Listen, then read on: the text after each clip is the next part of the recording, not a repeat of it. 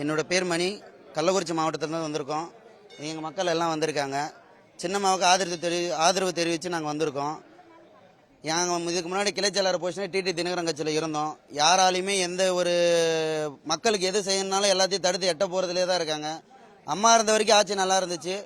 இப்போ அதேமாரி திருப்பியும் எங்கள் சின்னம்மா இந்த ஆட்சி அமைக்கணும்னு சின்னம்மாவுக்கு ஆதரவாக நாங்கள் எல்லாரும் ஆதரித்து வந்திருக்கோம். நான் ரூபம் கே வேலவன், தூத்துக்குடி மாவட்டம்.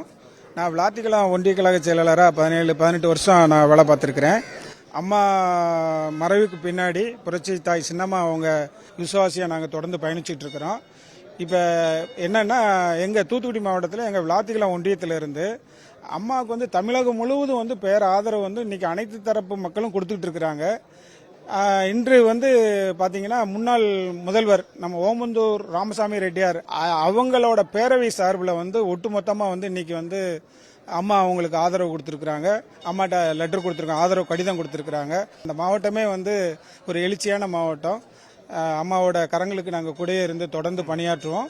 என் பேர் ரமேஷ்குமார், தமிழ்நாடு ஓமந்தூர் பெரியவர் ராமசாமி ஓபிஆர் மக்கள் இயக்கத்துடன் மாநில தலைவர் பேசுகிறேன். புரட்சித்தாய் சின்னம்மா அவர்கள் புரட்சித் தலைவர் அம்மாவோடும் கடந்த காலங்களில் சிறப்பாக செயலாற்றி வந்தார். 2016ஆம் ஆண்டிலே நாம் அனைத்து இந்திய அண்ணா திராவிட முன்னேற்றத்திற்கு ஆதரவு அளித்திருந்தோம்.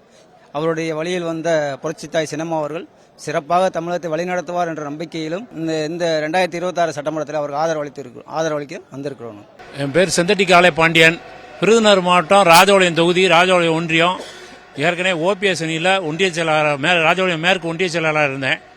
இப்போ சின்னம்மா தலைமையில் சின்னம்மாவில் இணைஞ்சிருக்கேன்.